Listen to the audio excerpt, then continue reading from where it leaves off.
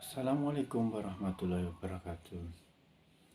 Bersyukur kehadirat Allah Subhanahu wa taala di hari yang indah ini kita bisa berkumpul kembali dalam keadaan sehat walafiat.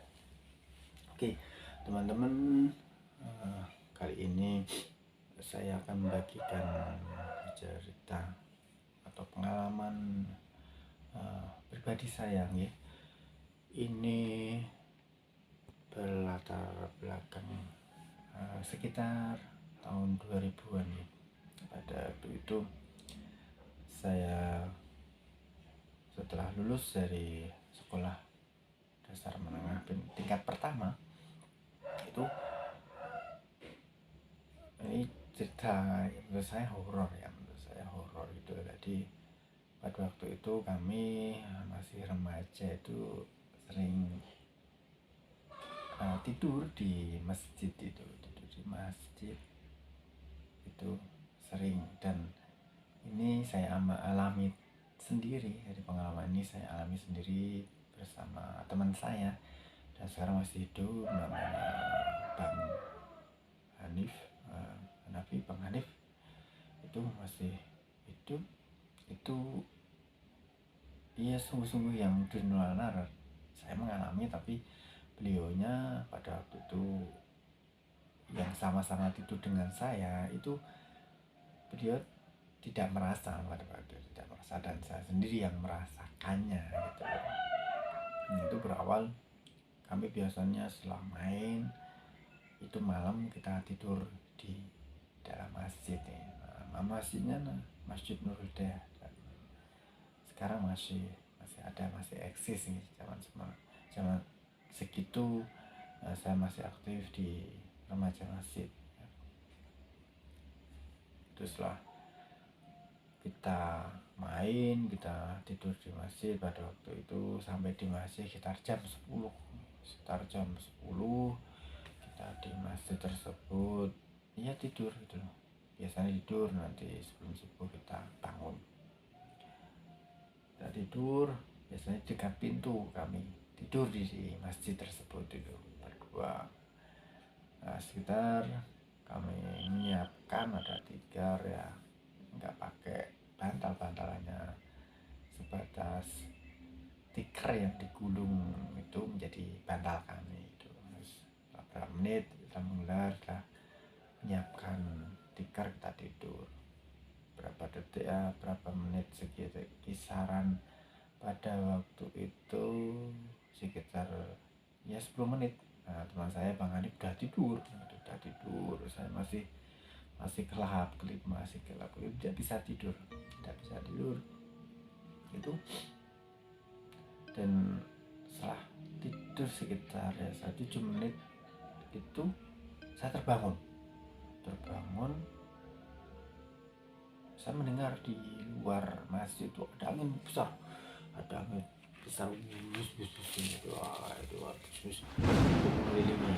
mengelilingi masjid ya, seakan-akan ini masjidnya mengelilingi masjid itu.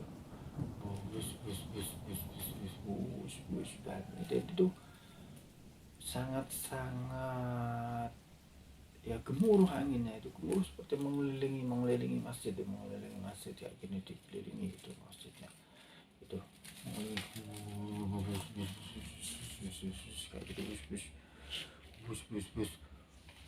itu saya dengerin hampir sekitar ya 2 menit itu. Saya pikir biasa lah, itu angin gemuruh gitu, tapi kalau tidak ada hentinya dia mengelilingi masjid itu. Masjid saya lihat cuman di kaca karena pintunya kan kaca, pintu masjidnya itu kan kaca. Saya bangunkan teman saya, bangun apa, saya tuh mendengar ada angin di luar masjid kayak gitu, di luar masjid gitu. Mana saya nggak dengar, ada itu masih masih nggak dengar, itu cuman kamu aja capek ya. Teman saya Bang Alif di dalam Bali gitu loh, di dalam Bali. Angin setelah sekitar 1 menit reda, sudah nggak bunyi lagi atau nggak saya dengarkan lagi. Tapi Bang Hanif tadi nggak denger ini teman saya nggak dengar gitu. Nah setelah itu, setelah angin reda, saya belum bisa tidur, di jalan tidur masih gelap. Apa ya, kok angin bisa mau keluar takut gitu. Dan pada waktu itu saya intip setelah angin reda, saya intip di pintunya masjid itu segini. Saya intip itu di luar. Kok tahu-tahu kayak ada lingkaran ini, lingkaran hitam itu kayak berjalan gitu. Di saat saya pas melihat tadi itu ada dua hitam gitu. Tapi bentuknya nggak tahu, cuman 2 bulatan tadi itu saja benar-benar lihat ini, itu 2 itu melayang. Itu karena di depan masjid itu kebun, dan kita sebagai masjid kita tanami ketela, zaman itu kita tanami ketela gitu. Tuh ya. Kalau wujud ini kan betul, wah wujud makhluk, tapi itu cuman lingkaran hitam gitu, serundul gitu. Nah, saya belum bangunkan teman saya lagi, setelah itu saya agak mulai nervous ini, down ini. Nah, terus setelah sekitar 2 menit lagi, di selatan di dekat masjid itu ada kandang sapi punya tetangga yang bernama Madi ya. Pada waktu itu tuh terdengar di dalam kandang tersebut kayak ada orang itu pukul-pukul kayu, tok tok tok tok tok tok tok. Itu tak dengerin. Saya lama-lama itu jauh, terus lama mendekat. Saya pikir di dalam kandang tersebut ini mungkin pemilik sapinya baru membuat apa, tapi saya lihat pada itu sudah hampir jam 2. Tak tok tak tok tak tok tak tok tak tok. Besar, suaranya semakin besar nih. Nah itu semakin besar itu. Nah, saya bangun lagi, teman saya, Bang ini bangun, aku dengar suara tak tok. Dia cuma kolat gitu. Akhirnya juga bangun. Nah, terus saya dengar itu suara kayu tak mana, saya nggak dengar gitu teman Bang Adi, saya nggak dengar itu tok tok tok tok. Saya pikir apakah Mbak Mati di situ ya. Wah, mana merinding kamu aja. Enggak dengar. Aku tadi pertama dengar ada suara angin mengelilingi masjid ini, yang kedua ada seperti masuk loh, tapi saya nggak enggak tadi saya lihat ada sekitar kayak makhluk bulat hitam itu nyundul atau berjalan itu. Tak intip dari pintu ini tadi gitu.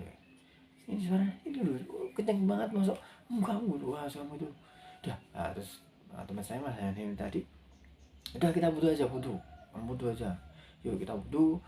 Nah, terus saya butuh keluar, saya agak takut juga, detik soalnya masih tok tok. Tapi teman saya Bang Adi pun nggak dengar lagi, dia nggak dengar tok tok tok ya.